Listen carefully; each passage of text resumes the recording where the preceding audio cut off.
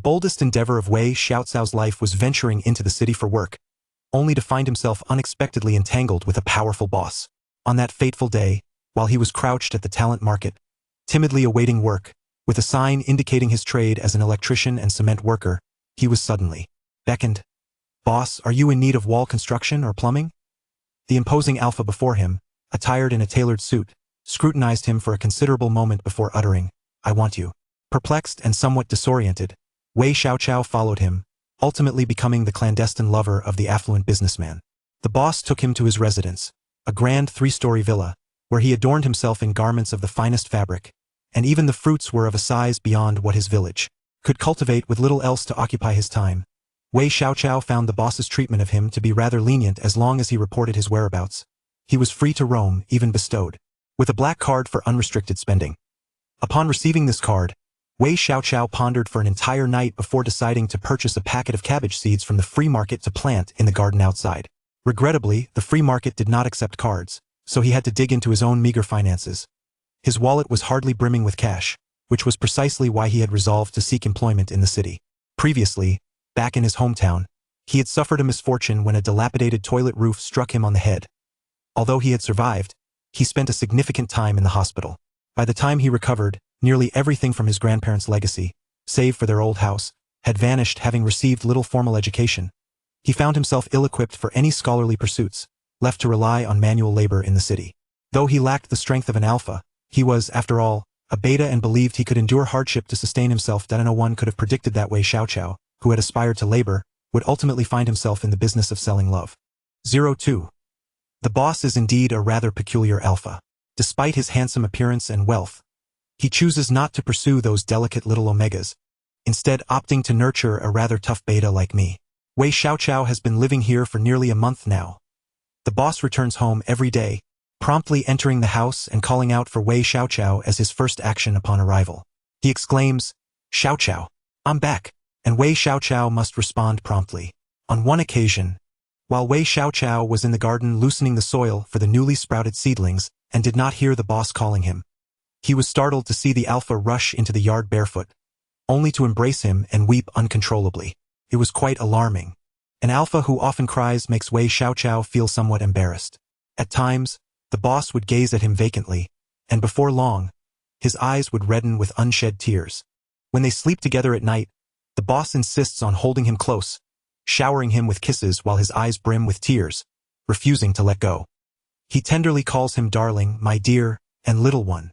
Although it sends shivers down Wei Xiaocao's spine, he can endure it, for in those moments, the boss truly appears rather pitiable, tall and imposing yet heartbreakingly vulnerable.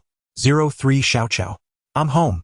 Upon hearing that voice, Wei Xiaocao hurriedly responds while stepping out of the kitchen. Yes, I'm here. Still clad in an apron, Wei Xiaocao speaks gently to his boss. You're back. Shall we have fish head with chopped chili tonight? Sounds good. The boss cups his face and plants a kiss on his cheek, appearing quite pleased. Wei Xiaocao remarks that he enjoys whatever he cooks, and the boss heartily agrees. Wei Xiaocao's culinary skills are decent, though a previous bump to his head seems to have affected his abilities somewhat. He occasionally miscalculates the seasoning. Nevertheless, the boss is always gracious, consuming a generous portion regardless of the meal's quality, though sometimes he breaks down in tears mid-meal, leaving Wei Xiaocao feeling anxious. Boss, if it's not to your liking, we can skip it. I can prepare something else, okay? Unfortunately, his pleas fall on deaf ears, as the boss continues to eat relentlessly. After dinner, the boss insists on washing the dishes himself, refusing to let Wei Xiaocao assist. Wei Xiaocao feels that using the dishwasher for just 2 or 3 plates is a waste of water, but faced with the boss's enthusiastic insistence, he refrains from arguing and allows him to proceed. That night, the boss cried again. Wei Xiaocao, half awake, heard him sobbing and could not fathom how an alpha could possess such an abundance of tears. When he opened his eyes, he discovered that the boss was dreaming and had been moved to tears by the dream. He reached out to caress the boss's thick hair, gently patting him in an attempt to soothe him. It's all right, don't be afraid, my dear. Perhaps comforted by his words, the boss gradually quieted his sobs and nestled closer to him, murmuring, I was wrong, little one. Don't leave. Wei Xiaocao patted the boss's back, fixating on the empty nail on the wall, lost in thought. The boss already has a little one, Why then does he seek him out? 04. Wei Xiaoqiao suspects that he bears a striking resemblance to someone else. On the first day he entered the boss's home, the housekeeper had regarded him with familiarity, exclaiming, "Sir is back." At the time he thought little of it, but now he wonders if she was referring to someone else. With little to occupy his time, he occasionally helps tidy up around the house, though he has never ventured into the study, as the boss had informed him on his first day that it was off-limits, while other areas were open for him to explore freely. Wei Xiaoqiao is not particularly curious. If told not to enter, he simply refrains. It is evident that another person once lived in this house. Half of the clothing in the boss's wardrobe does not belong to him, and matching cups remain on the table. While arranging the bedding, Wei Xiaoqiao also noticed that the pairs of pillowcases, though worn, exhibited varying degrees of wear. The alpha's metabolism being more vigorous, the ones used by the boss were evidently aged more rapidly. However, he has yet to see a photograph of this other person. Perhaps it is because he bears such a resemblance that, during a previous occasion when the boss was drunk at a dinner party, he startled the guests when he arrived to pick him up. That night, the driver was supposed to retrieve the boss, but due to his son having a fever, he had to call upon Wei Xiaoqiao for assistance. Being quite reasonable, Wei Xiaoqiao clarified the address and offered to help the driver. Having previously driven a cargo truck, he quickly adapted to the sports car, executing the task with ease. When he arrived at the brightly lit restaurant, he spotted the boss, inebriated, in the lobby. "Hand him over to me." As Wei Xiaoqiao approached, he noticed the expressions of the boss's friends turn pale at his appearance. "Hello, Xiaogu." One of the alphas accompanying the boss stammered, seemingly at a loss for words. "We just had a meal with Fenggu." He drank a bit too much and insisted on going home. Nothing more. Wei Xiaoqiao, uninterested in providing lengthy explanations, merely repeated, "Just hand him over to me. You may leave." The boss, disoriented, was handed over to him. But before Wei Xiaoqiao could stabilize him, the boss began to struggle. "Who are you? Stop pulling at me. My little one will be angry if he sees this. Let go of me. Fenggu, please open your eyes and see that Xiaogu has come to pick you up. Don't move." The boss's friends looked alarmed, coaxing him desperately. Fortunately, when the boss finally opened his eyes and recognized Wei Xiaoqiao's face, he beamed with delight. Clinging to him, he appeared quite aggrieved. "Little one, please don't be mad at me. I only had a little to drink. It was for Lu Ji's birthday. I swear I don't usually indulge." Wei Xiaoqiao observed the normally composed boss in such a vulnerable state, struggling to appease him, and after a moment's pause he replied, "Oh, let us go home." 05. The boss is, in fact, a rather formidable alpha. He runs a thriving restaurant business, amassing considerable wealth merely from franchise fees.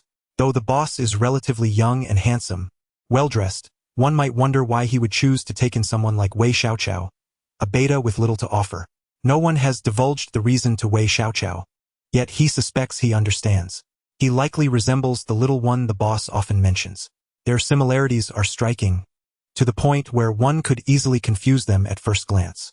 Just the other day, while Wei Xiaoqiao was mindlessly making dumplings to pass the time, an unexpected visitor barged in, eager to introduce a potential partner to the boss. "I am Auntie Li of Li Feng. Surely I can help him with this. With such a large enterprise, he needs someone caring by his side," she declared, only to falter upon seeing Wei Xiaoqiao, her face flushing in embarrassment as she stammered a greeting. You two have made up?" Auntie Li's voice trembled as if her words were caught on a loop. "I always say, in marriage, couples may quarrel but reconcile soon after. Ha ha ha, it's all good." Wei Xiaoqiao listened quietly, saying nothing as Auntie Li ultimately talked herself out of her own intentions to set up a match for the boss. As he placed the final round dumpling in the plate, he silently mused, "It seems not only do I resemble him, but this little one must also possess quite a fierce temperament." 06. Wei Xiaoqiao finds it incomprehensible to harbor feelings for one individual while seeking out another. However, he was not particularly concerned about it. After all, he was merely a worker, not obliged to understand the psyche of his employer. Compliance and obedience were all that was required of him. Moreover, it was evident that this job was not sustainable in the long run. Wei Xiaoqiao was acutely aware of this and felt the urgency to carve out an alternative path for himself before the boss had the chance to dismiss him. He resolved to set up a stall to sell snacks as an experiment. He had spotted a mobile stall, albeit covered in dust, in the basement where he currently resided. Although it appeared somewhat antiquated, it was still functional, and Wei Xiaoqiao preferred not to spend excessively. Every penny saved was a penny earned. He did not mention this plan to his employer and quietly prepared for it. The boss left for work at 7 in the morning and returned home at 5:30 in the evening, leaving a multitude of hours free for Wei Xiaoqiao to operate his stall. The stall was attached to a small cart, allowing him to ride it out and back. Thus, he spent several days wandering about during the daytime to scout locations and finally settled on a promising spot in the alley opposite the school. Setting up a stall here required a management fee of 50 yuan per day, but this was a minor inconvenience. The area in front of the school was prime real estate. By establishing a small stall along the path students took to and from school, he was confident that customers would flock to him. The items he sold were quite simple: cold bobo chicken.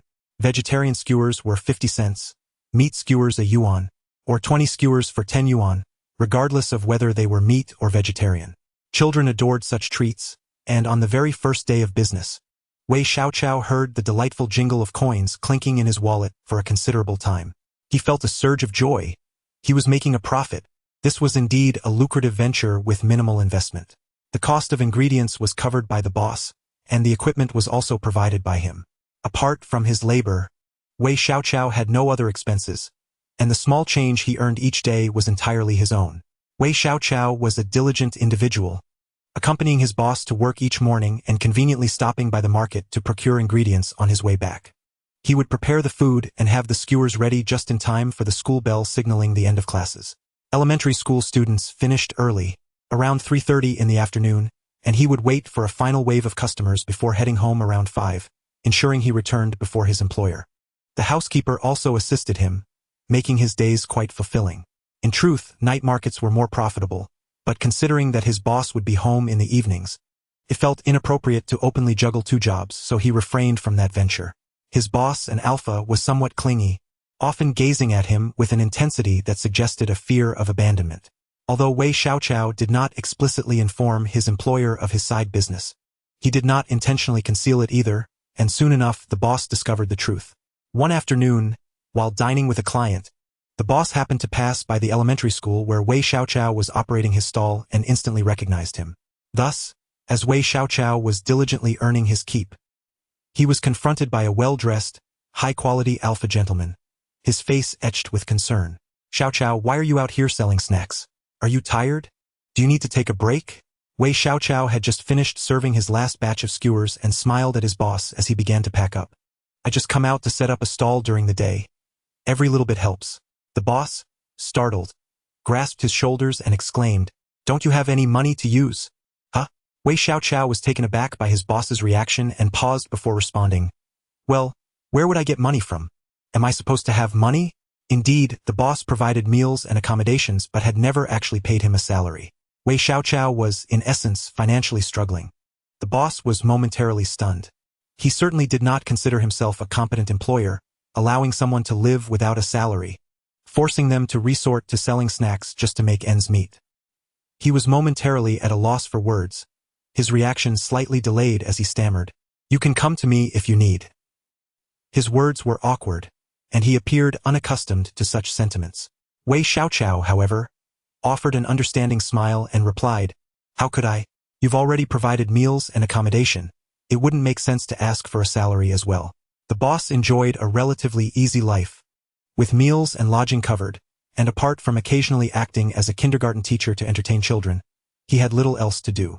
Initially, Wei Xiaoqiao had thought there would be some hidden cost involved, but it turned out that the most he had to do was share a kiss, an insignificant act that bore no consequences. It was indeed a relaxed arrangement.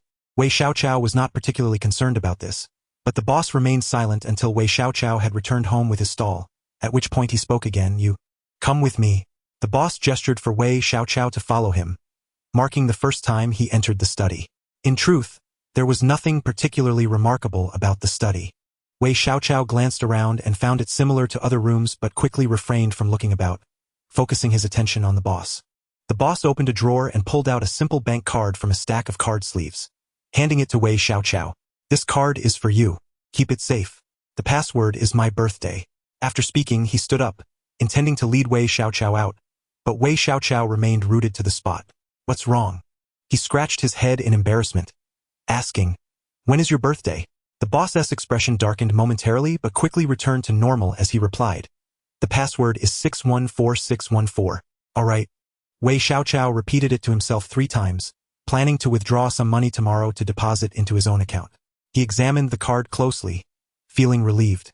This new bank card was a standard savings card, indistinguishable from his own, and he knew how to use it. He let out a breath of relief, but inadvertently, his fingers trembled, and he accidentally dropped the card on the floor. Wei Xiaoqiao hurriedly bent down to retrieve it, only to find the boss had already exited the study. What's the matter? Nothing. Straightening up, Wei Xiaoqiao quickly followed the boss out, saying nothing further. He also refrained from mentioning that while picking up the card, he had spotted a rattle for entertaining children wedged between the desk and the floor. Why would a solitary alpha have a child's rattle in his home? Wei Xiaoqiao found it odd but chose not to dwell on it. From the outset, he had resolved that he could not remain here indefinitely. In retrospect, his decision to follow the boss had been impulsive, likely influenced by the fact that he had been unable to find work for 3 days and was somewhat disoriented. Wei Xiaoqiao had no intention of probing into his employer's romantic life, as he regarded it as a potential source of trouble. Yet, given that they spent every day in close proximity, it was remarkably easy to discern the signs. While preparing his skewers of bobo chicken, he often heard the housekeeper regale him with stories. "I'm relieved to see you home. I've been with you for 4 or 5 years since you hired me," she said, deftly assembling skewers while engaging in light conversation. "I've observed the relationship between you and Mr. Zhen. It's evident that maintaining a bond is not easy. Disagreements are quite normal. After all, it takes 10 years to share a boat and 100 years to share a pillow." Ultimately, Wei Xiaoqiao could not suppress his curiosity, choosing to remain silent for a moment before letting out a soft sigh. But what about the child? He speaks succinctly, leaving only sighs for others to ponder. The nanny, as expected, offers him consolation, quickly saying, "I understand, sir. It must be difficult for you both to have lost your child. As a mother myself, I know the pain, but you are still young. Focus on your health, and in the future you will surely have healthy babies." Wei Xiaoqiao inadvertently snaps a bamboo skewer. TSK. The boss truly does not conduct himself with integrity. Unable to keep his wife and child, what a failure indeed. Wei Xiaoqiao is not a paragon of virtue. Even upon discovering a fragment of his boss's secret, he displays no reaction. The relationship between his boss and the treasured youngest son bears little relevance to Wei Xiaoqiao himself. He continues to live his own life, diligently applying hair mask to his strands during his evening bath. As a beta, he lacks the pheromones characteristic of alphas or other betas, yet he enjoys making himself fragrant. Back when he lived in the village, he would meticulously wash himself from head to toe with soap until he was pristine. Now that he has the means, it is only right to indulge in such pleasures. He pays little heed to how his boss treats him, but when he has tidied himself up and enters the bedroom, he finds the boss feigning wakefulness, waiting for him in bed. The bedside lamp casts a soft glow, lending an air of warmth to the scene. "You're done with your bath," the boss murmurs, his voice thick with sleepiness, stubbornly insisting on waiting for Wei Xiaoqiao to join him. "Yes," Wei Xiaoqiao replies as he sits on the edge of the bed, reaching out to turn off the small lamp. "You don't need to wait for me. You can sleep first." The boss leans against him, nuzzling closer like a child, resting his head on the pillow. "It's fine. I'm not sleepy either." Wei Xiaoqiao is enveloped by the warm blanket, the scent of hawthorn wafting from the alpha's skin sweet, with a hint of tartness. Wei Xiaoqiao responds with a subdued "oh." The boss naturally wraps him in the covers, murmuring, "Are you tired from the stall?" Wei Xiaoqiao, not inclined to converse, offers a terse reply. "It's all right. How about coming to work at the company?" The boss whispers, drawing nearer to him, "I happen to need someone." "No, thank you." Wei Xiaoqiao pushes him away gently, tightening the blanket to keep out the chill. "I'm doing just fine as I am. Besides, I wouldn't be of much use at your company. That would just be a waste of time." "But," Wei Xiaoqiao yawns, a glimmer of moisture pooling in his eyes, "I'm feeling sleepy. Can we go to bed now?" Go to sleep, the boss concedes, gently pressing down on the blanket's edge and softly patting him good night. "Good night, Xiaoqiao." "Good night." Wei Xiaoqiao turns over, facing away from the boss and closing his eyes. Wei Xiaoqiao falls ill. That day, he forgot to take an umbrella when he went out, and on his way back on the tricycle, a sudden downpour drenched him completely. He quickly became a wilted, pitiful flower. However, he is not particularly concerned about himself. Once home, he busies himself with tidying up his stall, disregarding his wet clothes, and by the time he remembers to change, most of the moisture has evaporated due to his body heat. He thought it was no big deal, but that night he developed a high fever. Zhen Lifeng, who had been busy with work and returned late for dinner, tiptoed into the bedroom in the middle of the night, only to be startled by the sight of Wei Xiaoqiao, burning with fever and shivering. He hurried to fetch a thermometer, which revealed a temperature of 38.7 degrees. Wei Xiaoqiao, dazed and disoriented, half-conscious and frowning, did not even open his eyes as Zhen Lifeng propped him up to administer medicine. "Shoo, my dear, just sleep. I'll help you change," he murmured softly. Wei Xiaoqiao was sweating profusely, feeling as if he had been pulled from water, his pajamas clinging uncomfortably to his skin. Zhen Lifeng gently wiped his body with a warm towel, doing everything he could to make him more comfortable. Wei Xiaoqiao let out a small, pitiful sigh. In his muddled state, Wei Xiaoqiao thought to himself that indeed, a scoundrel knows how to comfort others. He had never been cared for like this before. He recalled a nursery rhyme: no flower fragrance, no tall trees, I, Wei Xiaoqiao, am but a little grass unknown to anyone. He was an unwanted beta, raised solely by his grandmother. His grandmother, having lost her husband at a young age, raised Wei Xiaoqiao's father. However, his father's fate was grim.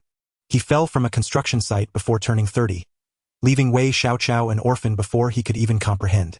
His mother took the compensation money and abandoned him with his grandmother.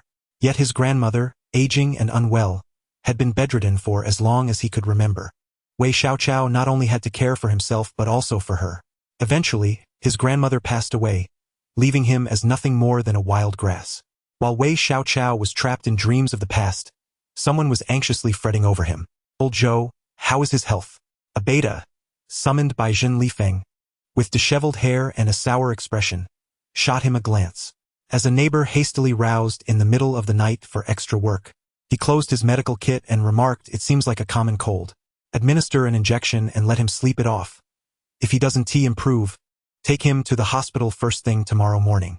After all, he was merely a small-town general practitioner, lacking the means to do much more. They had known each other for years, having been neighbors long before Zhen Lifeng found success. Dr. Zhou lived alone with his child, who adored their snack stall, leading to familiarity over time. A cold in itself was not a grave concern, but Wei Xiaoqiao had not taken care of himself previously, weakening his constitution. He needed to recuperate properly. Zhen Lifeng's expression darkened, yet he nodded solemnly. "Understood." Dr. Zhou completed his task and quickly packed his belongings to leave. Zhen Lifeng continued to wipe down Wei Xiaoqiao's body and changed him into clean clothes. He busied himself until there was nothing left to do. Anxiously sitting at the edge of the bed, he took Wei Xiaoqiao's hand, clasping it in his own, and tenderly kissed it. His expression was one of deep concern as he murmured, "My dear, please don't scare me." Zhen Lifeng had married relatively early. In his early 20s, he had taken his beloved to obtain a marriage certificate. Later, people around him remarked on his youthful marriage, deeming it a pity. Yet, encountering someone who stirs one's heart and ultimately forming a lasting bond is, in itself, a romantic tale. When he met Wei Xiaoqiao, he was still impoverished, possessing nothing but his daily stall. He did not even have a proper stall space, constantly dodging city inspectors. He and Wei Xiaoqiao had crossed paths while avoiding the authorities. The small beta, burdened with more goods than anyone else, ran faster than anyone. They competed against each other, both selling skewer dishes. "Today, if you buy 10, you get 2 free. Tomorrow, I'll offer you free sour plum soup." Wei Xiaoqiao, shorter than him, would tilt his chin up to look at him, like wild grass growing in the field, small yet brimming with vitality and determination. His eyes sparkled with light, causing Zhen Lifeng's heart to race, wishing he could take him home. Eventually, their 2 stalls merged into one, and Wei Xiaoqiao became his own. They diligently saved their earnings and earnestly purchased a mobile stall, gradually expanding their small booth into a thriving business, eventually establishing their own brand and, over time, a chain of restaurants, thereby securing a foothold in the culinary industry. Everything that Zhen Lifeng possesses today is the fruit of his labor alongside his partner, as they fought side by side to build their empire. They endured countless hardships and exhaustion together, which has led to their current state of financial security. He believed that they could share a lifetime of happiness together. To this day, Zhen Lifeng remains puzzled as to why, when he had nothing, he fiercely protected his treasure, Yet when wealth graced him, it was not valued. Wishioco's cold lasted for nearly half a month before it began to improve. Zheng Lifeng took it upon himself to care for him, to the point where Wishioco felt quite embarrassed. After all, what kind of boss attends to his employee in such a manner? Fortunately, Wishioco soon returned to work, facing his first task post-recovery, accompanying his boss to the wedding of Lu Jie. Lu Jie was also an old comrade of Zheng Lifeng's. They had known each other for over a decade. Back when their food stall had just transitioned from a mobile setup to a proper establishment, it had caught the attention of thieves. This little thief was Lu Jie. At just over 10 years old, driven by hunger and desperation, he had ventured down a path of petty theft. One night, trembling and armed with rudimentary lock-picking skills, he broke into their food stall, only to be caught red-handed by Zheng Lifeng. Lu Jie was found with grease all over his face, dumbfounded in the act. Initially intending to turn him in, Zheng Lifeng's heart softened, and he offered Lu Jie a chance to work for him instead. Thus, Lu Jie found a place to eat and sleep, diligently working and eventually being supported to return to school, just like any other child.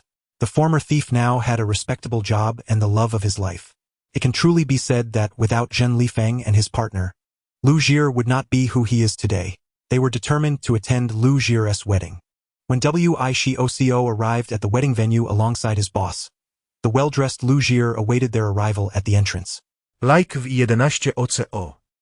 He was a beta, and having faced hardships in his youth, he did not grow tall, standing half a head shorter than Wishioco's 175 centimeters. Yet, he radiated vitality and charm. His partner, in stark contrast, was tall and robust, even exceeding Zheng Lifeng's height by 3 inches, a fellow university classmate. Their dynamic of one tall and one short, one outgoing and one reserved, forged a bond that blossomed unexpectedly. Liu Jie was exuberant. While his partner exhibited a calm demeanor that softened in Lu Jie's presence, showcasing a tender side that was evident to all. Upon seeing them, Lu Jie joyfully approached, greeting them with enthusiasm. Xiaogu, Fenggu, you've arrived. Come sit over here.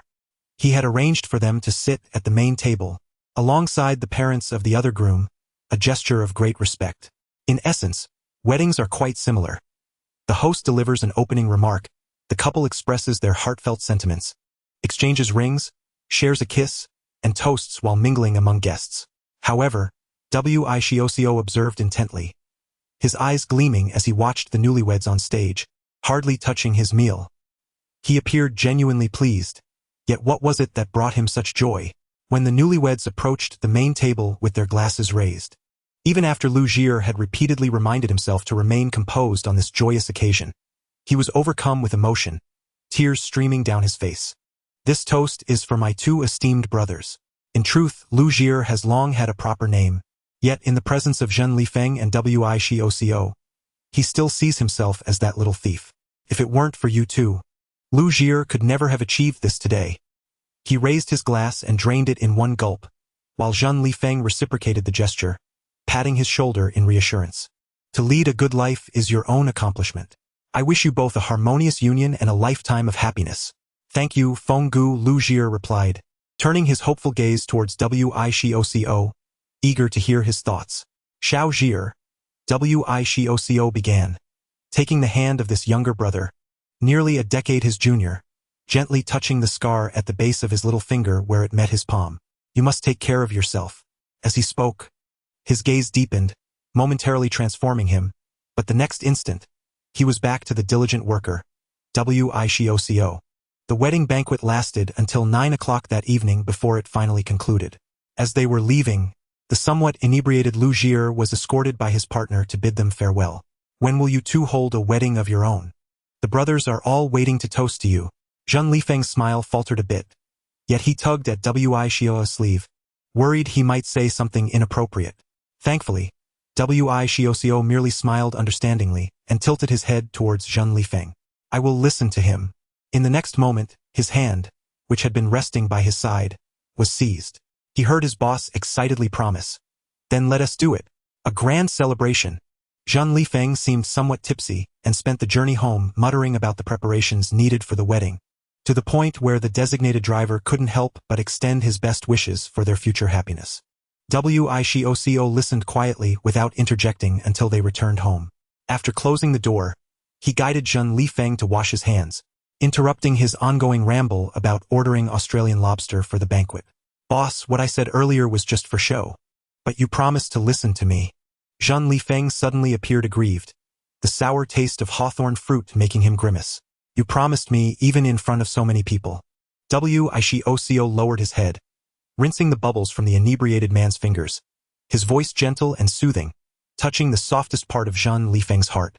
I'm just a worker. If you continue like this, it will end poorly. Yeah. Zhang Lifeng gazed at the person before him, his affectionate call turning into shards of glass lodged in his throat, causing a sharp, painful sensation. Zhang Lifeng was given water, freshened up, and tucked into bed. Wishiocio was still busy tidying up the clothes stained with alcohol from the day. As he hazily watched Wishiocio's busy figure illuminated by the soft glow of the bedroom light, he felt as if he had been transported back several years to a similar night after attending someone else's wedding. He had also prepared for bed early that night. His partner was busy selecting clothes for the next day, casually discussing which shirt to wear and whether to match it with a tie, when he proposed, "Do you think we should hold a wedding?" Zhang Lifeng looked back at him, his face adorned with a serene smile, appearing completely at ease, treating the day as just another ordinary one. A wedding? Zhang Lifeng recalled laughing at him. What brought this to your mind?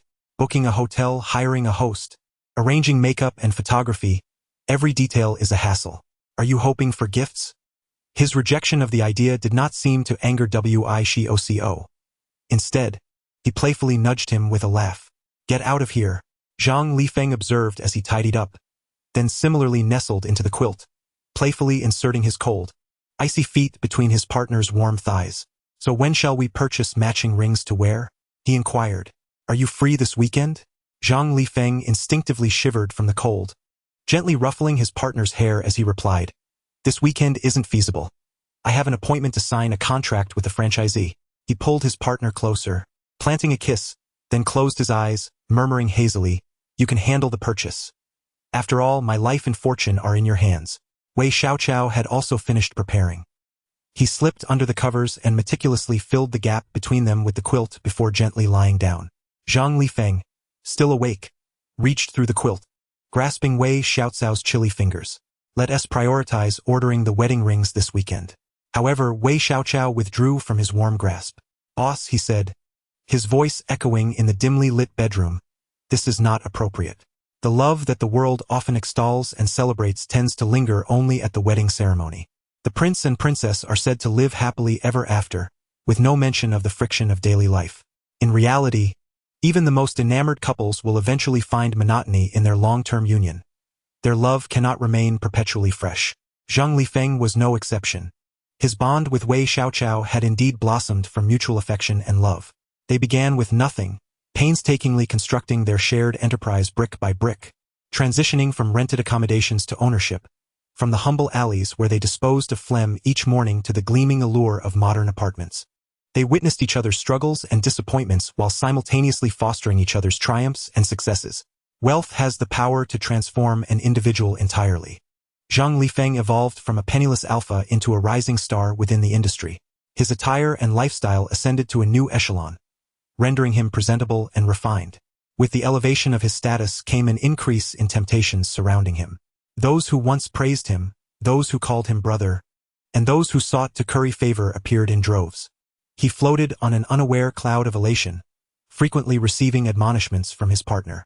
Wei Xiaoqiao would never be like those outside, who constantly boasted of him. He continued to regard Zhang Lifeng as the tall figure with whom he traversed the streets.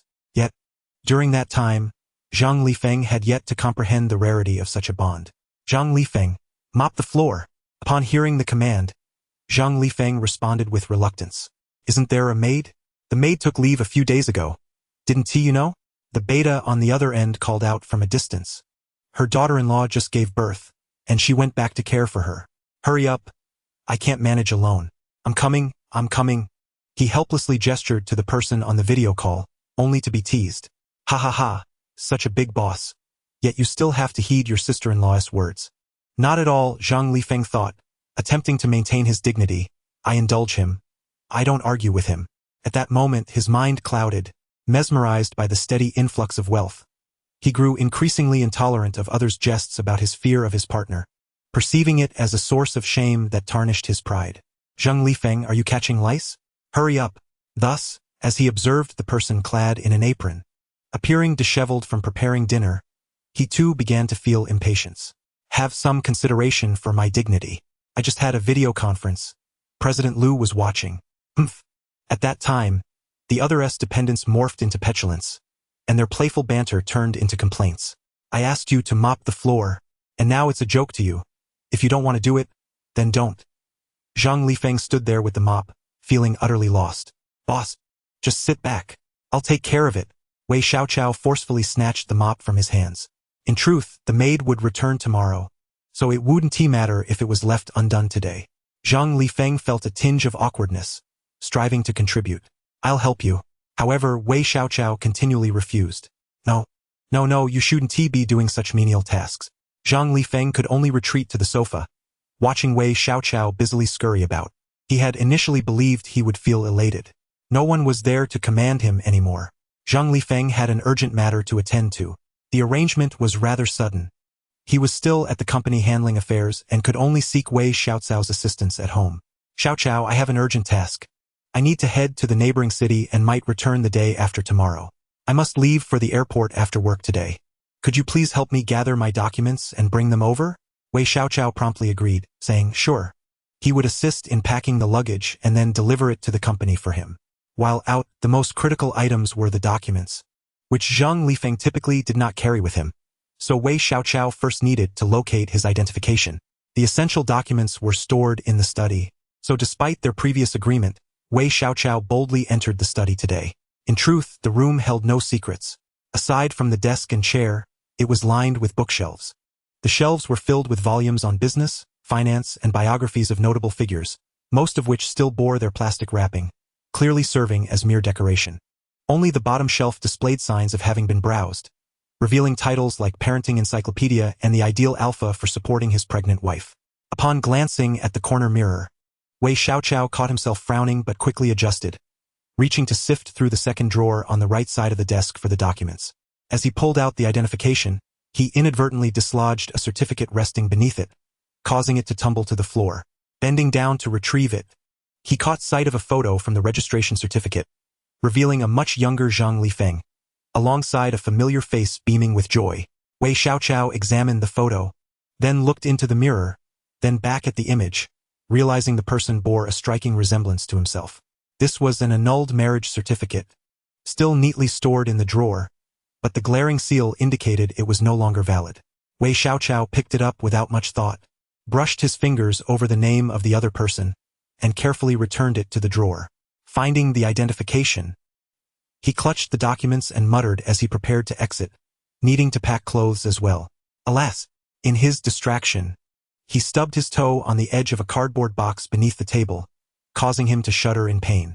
It was unclear whether he had kicked too hard or if the box was simply flimsy, but its contents spilled across the floor. Wei Xiaoqiao could only resign himself to misfortune and reorganize the scattered items. Yet he found himself momentarily entranced by the chaotic array of baby formula, bottles, and pacifiers. Suddenly, he realized tears were streaming down his face. It must have been the pain from the kick. Zhang Lifeng's luggage was quite simple. This business trip would last only 2 days, requiring just a few changes of clothes. Wei Xiaoqiao hardly noticed how efficiently he packed. He seemed intimately familiar with the household items, even retrieving travel toiletries from a small drawer. Today marked the first time he opened the wardrobe in Zhang Lifeng's bedroom. Wei Xiaoqiao had always kept his belongings in the woven bag he brought with him, having resolved from the very first day to be prepared to leave at a moment's notice. In the wardrobe, aside from the clothes of Zhang Lifeng, there remained a considerable portion of garments that clearly did not belong to an alpha S size. They were still crammed in there, snugly pressed together, as if their owner had never departed. Yet what significance did this hold, given that they were already divorced? Wei Xiaoqiao pondered this, his expression impassive as he selected the clothes he needed, before decisively slamming the wardrobe door shut. He dragged Zhang Lifeng's suitcase into a taxi bound for the company, causing the receptionist to pause in surprise upon seeing him. Mr. Wei, you've arrived. Wei Xiaoqiao nodded slightly, handing over the suitcase. Please pass this luggage from Mr. Zhang to him. I'll be leaving now. He departed as swiftly as he had arrived, and by the time Zhen Lifeng stumbled out of the elevator, Wei Xiaochao's figure had already vanished. Mr. Zhen, your luggage, the receptionist informed him, was just delivered by Mr. Wei. Zhen Lifeng suppressed the disappointment within, offering a polite smile to the longtime employee. Thank you. You're too kind, Mr. Zhen. The receptionist hesitated before inquiring. Has Mr. Wei been resting long enough? Is he feeling any better? When will he return to work? Thank you for your concern. He has improved significantly. He just refuses to think about him. Zhen Lifeng was known for his vigorous work ethic, and he was eager to return home. Had it not been for the fact that their partners had already clocked out, he would have been inclined to finish everything that very night to hasten his return. However, as he could not expedite the process, he had to patiently negotiate with the other party. Mr. Zhen, I hope our collaboration will be a pleasant one. Indeed, a pleasant collaboration, he replied, acknowledging the representative from the negotiating party, a capable Omega gentleman. After concluding their business, the two parties engaged in light-hearted conversation over dinner. As the farewell approached, the Omega gentleman's husband arrived at the restaurant's entrance, accompanied by their child, to escort him home. The little one was adorably plump, with chubby hands full of dimples, and upon seeing his father, joyfully waved his arms, his grape-like, glistening eyes crinkling in delight. Zhen Lifeng observed the Omega gentleman, whose previously commanding demeanor softened, revealing a hint of sweetness on his face. Standing at a distance, Zhen Lifeng silently watched the heartwarming scene of their family of three, his envy palpable, so much so that even his assistant, who trailed behind, could not resist teasing him. I never knew, Mr. Zhen, that you had such a fondness for children. Unaware of the intricacies of Zhen Lifeng's personal affairs, the assistant joked, you and Mr. Wei should hurry and have one. Zhen Lifeng was momentarily taken aback, then offered a bitter smile in response. Perhaps that could have been possible. For many years, Zhen Lifeng and his partner had been married without children. The reproductive capacity of a beta was inherently lower than that of an omega, and compounded by their relentless dedication to their careers over the years, the notion of raising another life had been continuously postponed. However, this did not imply that he did not yearn for their own love's offspring. Heaven knew how elated Zhen Lifeng had been when he stumbled upon the early pregnancy test hidden away by Wei Xiaochao. He had immediately set out to purchase an array of baby supplies, everything from clothing to necessities, even acquiring 2 strollers. He eagerly awaited Wei Xiaochao's return home, only for the latter to walk in with a cold expression and arch an eyebrow at him. What are you buying all this for? Darling, you're back. Look at this adorable little bag. Isn't it cute? Which color do you like? Zhen Lifeng, still lost in the joy of impending fatherhood, asked. Why should I like any of this? Am I insane? All right, I understand that those who are expecting tend to have emotional fluctuations. Come, sit down. Aren't you tired? You should rest. We wouldn't want you and our baby to be worn out. What are you talking about? Wei Xiaochao's face was frozen in indifference. There isn't a baby in my belly. How could that be? The test clearly showed 2 lines. Zhen Lifeng gazed at his familiar partner, feeling an unfamiliar distance. You didn't even discuss this with me. You just decided to terminate the pregnancy? A fleeting moment of distortion crossed Wei Xiaochao's cold face. Is wanting a child such a crime? Zhen Lifeng's face flushed with disappointment. We've been together for 20 years. Is it wrong to want a tangible expression of our love? A child isn't a necessity. I don't want my child to be born into such an environment, nor do I want to argue with you. The words he uttered back then still pierced Zhen Lifeng's heart to this day. Wei Xiaochao had said, if you truly desire a child, then go find someone willing to bear one for you. Don't look to me.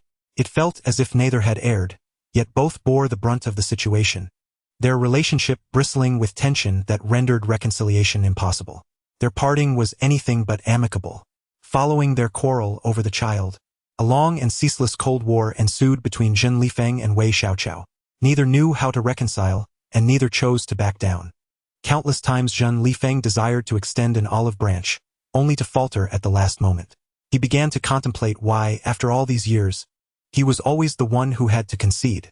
Was it his continuous yielding that allowed Wei Xiaochao to act without restraint, even making unilateral decisions regarding the fate of a new life, entirely disregarding his partner's feelings? In truth, neither of them could claim absolute innocence. Yet the inability to discern right from wrong only exacerbated their indecision. The day the court ruled their divorce, they surprisingly engaged in a heartfelt conversation. In order to finalize the divorce, Wei Xiaoqiao had completely severed ties, taking him to court. After a tumultuous struggle, Zhen Lifeng reluctantly chose to let go. In reality, the divorce did not significantly impact him financially. Wei Xiaoqiao's unwavering resolve to part ways had reached a point where he was indifferent to leaving empty-handed. The majority of their assets were left to Zhen Lifeng, while Wei Xiaoqiao finally attained complete freedom. Wei Xiaoqiao, Zhen Lifeng called out at the courthouse, and at this juncture, he had little left to say. Please take care of yourself. Wei Xiaoqiao managed to smile, a rarity directed at Zhen Lifeng in quite some time. I will. No need to worry. Though we are no longer legally bound, I still wish to clarify, Zhen Lifeng insisted, unwilling to have misunderstandings linger. I truly never cheated, I swear. Wei Xiaoqiao burst into laughter, his laughter bending him over. He laughed heartily for a while before regaining his composure. Honestly, I never believed you really cheated, but our interactions have become exhausting. Sometimes I feel that despite being wealthier now, I am less happy than when I was poorer. Wei Xiaoqiao's smile gradually faded. You're busy. I'm busy. Yet we've allowed our home to fall apart. Outside of work, I don't know what else I can talk to you about. He refused to listen to Zhen Lifeng's explanations any longer, stating, I don't want to be Wei Xiaoqiao anymore. I'm a worthless life. Xiaoqiao suits me better. He waved goodbye to the person he had loved for so long. I wish you happiness and a multitude of descendants. Let us part ways here. Wei Xiaoqiao had just awakened from his slumber when he noticed the unread messages on his phone. One particular message, sent by Zhen Lifeng shortly after 3 in the morning, hinted at an impromptu decision to return home. It was evident that he had immediately sent the message upon his arrival. Wei Xiaoqiao's gaze lingered over the words repeatedly before he turned off the screen. He chose not to reply, rising expressionlessly and making his way through the cloakroom to the bathroom adjoining the master bedroom. This house boasted a spacious bedroom, a feature that had initially captivated him when he purchased it. Wealth certainly had its advantages. Comfort and fine dining were now his reality. Wei Xiaoqiao mused, recalling the days when he operated a humble stall, residing in a dilapidated house that leaked during the rain and was drafty at night. With only a single tap for water, any desire for hot water necessitated heating it in a kettle, a task that was challenging even for 2 people. As he pondered these memories, he retrieved a face towel from the sink and couldn't help but chuckle. He remembered a time when even towels were frayed, and the thought of disposable face towels seemed extravagant. After indulging in his laughter, he raised his head to observe his reflection in the mirror, which suddenly sparked memories of the past. Dejun, when will you return from your business trip? He recalled the chaotic sounds from the other end of the line, furrowing his brow involuntarily. Soon. I'll be back as soon as this matter wraps up. Mr. Su, I'll rely on your continued support. I'll raise a glass in your honor when I return. Take care of yourself at home. I have to hang up now. Before he could utter a word, he was met with the mechanical tone of the call disconnecting. A hint of moisture flickered in his eyes, but it vanished quickly. Wei Xiaoqiao sat quietly for a moment, only breaking into a smile when the door swung open. Thank you for bringing me to the hospital today. I appreciate your effort in coming all this way. You can head home now, I'll manage here. This is my duty, Mr. Wei, replied the employee, whose forehead glistened with sweat. You should notify Mr. Zhen to return quickly. It was quite alarming when the tempered glass shattered at the store today. Thankfully, no one was hurt, but those cuts are still quite severe. It's not as dramatic as you say, Wei Xiaoqiao replied, lifting his heavily bandaged right hand. This cut is indeed alarming, but the others are merely minor injuries. He instructed his staff to return to the shop to handle the aftermath, while he remained in the sterile-smelling hospital. Excuse me, nurse, may I inquire about hiring a caregiver? I seem to be struggling on my own. I can't even take off my coat or eat. What was he thinking? Wei Xiaoqiao shook his head at his reflection in the mirror, yet his gaze was drawn to the scar on his right wrist, murmuring to himself, it's all in the past. Wei Xiaoqiao prepared a bowl of noodles for himself, indulging in the luxury of adding an egg and a handful of greens. He combined breakfast and lunch, swiftly tidied up his stall, and set out early for the day. In truth, managing his small stall selling spicy chicken had become akin to play acting at adulthood. Over the years, his perspective had shifted dramatically. In the past, he and Zhen Lifeng had been fiercely determined to earn money, rising before dawn to prepare, scouring the market for the best deals, haggling over mere cents, and rushing back to their rented room to wash and prepare ingredients. His least favorite task had been selling fried rice soup. In their region, the fried rice soup was made from a base of rice porridge, topped with crispy fried dough, seasoned with an array of spices, and garnished with scallions and cilantro. The dish was immensely popular, often selling out shortly after they set up. To maintain quality, they had purchased specialized equipment for frying the dough, requiring them to heat a large pot of oil for hours, leaving their arms sore and their small rented space permeated with the scent of frying oil, making it difficult to eat, often leading them to work on empty stomachs. They also sold wontons, spicy noodles, and tofu pudding, and during the summer, sweetened cold rice cakes and cold noodles. Mornings were spent steaming buns and rolls, and they eventually added cold noodles and meat sandwiches to their offerings, ensuring they had a diverse menu. Their days were filled with relentless toil, returning to their rented room at 11 or midnight, only to wash up briefly before collapsing into sleep. They worked through rain or shine, seldom taking a day off, for each day without sales meant a day without income, a thought that filled them with anxiety. Despite the hardships, they managed to earn some money, gradually improving their lives. Wei Xiaoqiao chuckled to himself as he calculated the bill for a young customer. How different his current life was. Now his ingredients were prepared by a dedicated aunt, and he was unconcerned about costs. The simplicity of selling spicy chicken required minimal effort. Prepare the ingredients, cook, and serve.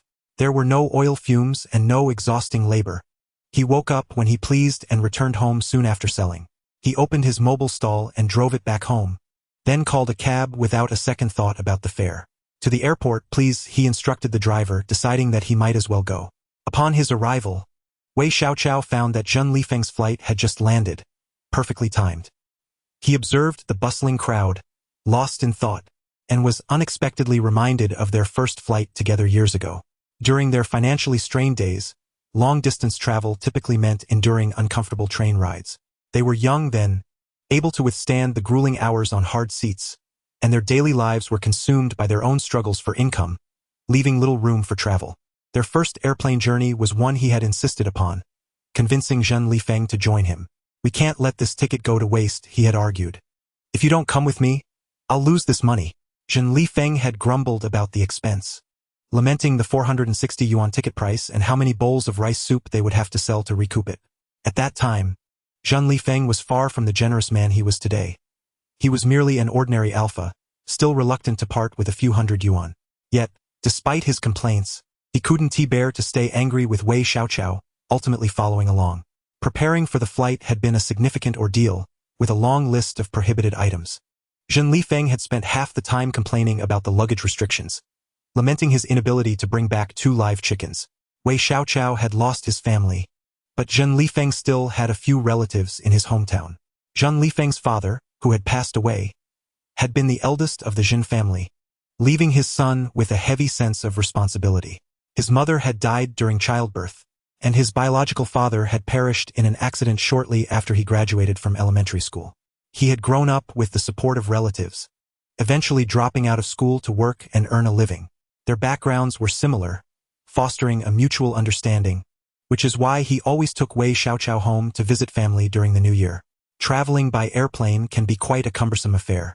Zhen Lifeng found himself almost constrained within the confines of the small seat, while Wei Xiaoqiao, on the other hand, was brimming with enthusiasm, eagerly peering out the window one moment and cheerfully requesting juice from the flight attendants the next. Big Jin, why aren't you drinking? It's free. It's not about the cost. Zhen Lifeng murmured, lowering his voice as a faint blush crept onto his youthful face. The delightful tang of hawthorn fruit lingered in the air, and he added, if I drink too much, I'll have to use the bathroom, and I certainly wouldn't know how to manage that up here. A chuckle escaped Wei Xiaoqiao's lips as he reminisced about Zhen Lifeng's initial reaction. Yaoi? His gaze was drawn upwards, where a sharply dressed alpha emerged from the VIP passage, eyes lighting up as they spotted him and hurried over. Yaoi, what brings you here? Even as he quickened his pace, he maintained an air of grace and composure, drawing the curious glances of those around them. Yet, Zhen Lifeng remained unperturbed, having grown accustomed to being the center of attention and no longer flustered by trivial matters. Wei Xiaoqiao was enveloped in Zhen Lifeng's embrace, inhaling the scent of his cologne, which was both sophisticated and reassuring. However, the smile on his face gradually faded as he grappled with confusion over their current situation. He had resolved to leave time and again, yet found himself perpetually hesitant. How absurd. Zhen Lifeng was positively elated. Initially, he had merely intended to share his itinerary with Wei Xiaoqiao, never imagining he would be greeted upon landing. Have you been waiting long? Are you hungry? Should we grab a bite before heading home?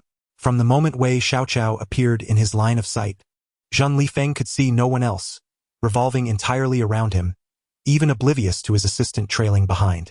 It was Wei Xiaoqiao who spoke first. You should focus on work. I'm fine. Realizing his assistant's presence, Zhen Lifeng instructed him to return to the office to handle subsequent matters, as he intended to go home with Wei Xiaoqiao. What do you feel like eating? Let's dine out today. After dismissing his assistant, Zhen Lifeng continued enthusiastically, how about Thai cuisine? I've heard great things about a restaurant I've yet to visit. Would you like to join me? Wei Xiaoqiao gazed at him, momentarily lost in thought. It's been a while since we went out for a meal. Should we go out for dinner tomorrow since you have the day off? As Wei Xiaoqiao navigated through the vibrant city, he turned to the drowsy figure beside him. Big Zhen, are you even listening? Zhen Lifeng replied vaguely, leaning against the car door, his voice heavy with fatigue. What did you just say? I suggested we go out for a Western meal tomorrow. I noticed a new Japanese restaurant on West Street. Let's check it out together. The place on West Street is underwhelming, expensive and not much to offer, Zhen Lifeng responded, his brow furrowed. Though his eyes were closed, he couldn't find comfort. I just got off the plane. After finally having a day off tomorrow. Why would I want to go out? I'd rather stay home and sleep. Can we go another time? Wei Xiaoqiao could hardly recall how he had replied. Only that the next day he found himself at the Japanese restaurant on West Street, which indeed turned out to be both pricey and lacking in portion size. Xiaoqiao? Zhen Lifeng asked, his face brightening. Let us go together. The curry at that Thai place is famous. Mr. Zhen, you just got back from a business trip. You should rest first. It's a rare chance to unwind.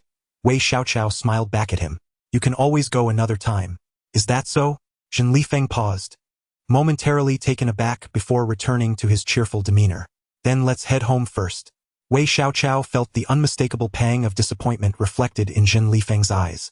He couldn't help but ponder how long this man's affection could endure. Yet, he found his thoughts amusing, for he was merely a country bumpkin, unworthy of entanglement with someone like him. Thus, he found himself leading the way ahead of Zhen Lifeng, a polished success story trailing behind a simple country lad. The distance between them felt both close and impossibly far. Liu Zhi'er is going to be a father. When Wei Xiaoqiao received this news, he was equally astonished and overjoyed. He abandoned his stall and rushed to Liu Zhi'er's home with an armful of supplements. Brother Wei, why did you come all this way? Liu Zhi'er, looking healthy yet a bit shy, scratched his head awkwardly as he invited him inside. And you've brought so much. It's too extravagant. I don't need all this right now. You may not need it now, but you will later, Wei Xiaoqiao replied nonchalantly, placing down his bags. Besides, it's all on Zhen Lifeng. I don't need to pinch pennies for him. He has plenty of money, and this is but a drop in the bucket. Brother Wei, you're joking again? Liu Zhi'er chuckled as he poured tea. Isn't Mr. Zhen's money really yours? Xiao Zhi'er, Wei Xiaoqiao said mysteriously, shaking his head. I'm no longer Wei Xiao. I'm just a simple country worker. Xingu merely hired me as a stand-in. He found humor in his own words, feeling the absurdity of his situation. Brother Wei, Liu Zhi'er cautiously considered his words. We can all see that Mr. Zhen has always cared for you. That hasn't changed. Now that you're back, can't you be together again? It's not that simple, Wei Xiaoqiao replied cryptically. Mr. Zhen can face Wei Xiao, but he might not be able to confront Wei Xiaoqiao. The friction and mutual hurt that had accumulated over the years could only be buried if he pretended to be an amnesiac Wei Xiaoqiao.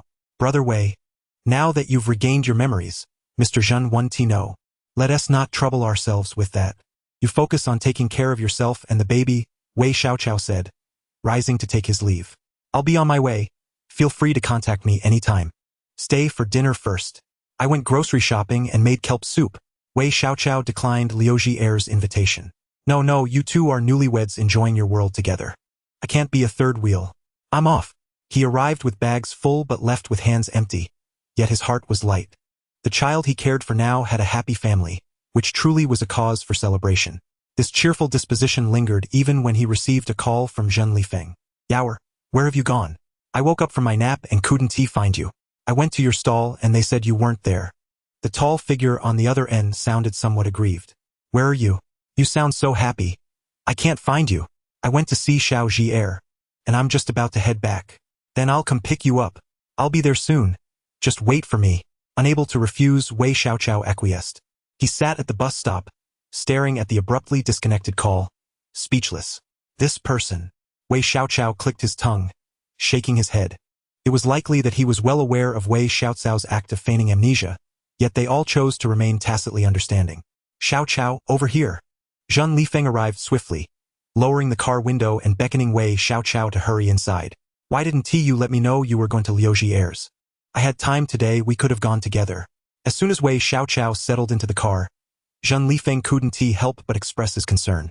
Upon awakening today, he discovered that Wei Xiaoqiao was absent from their home, the food cart left untouched, and the usual stalls devoid of her presence. This realization truly frightened him. The mere thought of Wei Xiaoqiao disappearing once more filled him with dread. He had no desire to revisit the days following their divorce. He and Xiaoqiao had traversed a journey from their inconsequential youth, and without her, it felt as though a significant part of him had been hollowed out, rendering life nearly unbearable. When Wei Xiaoqiao heard him express this, she merely chuckled.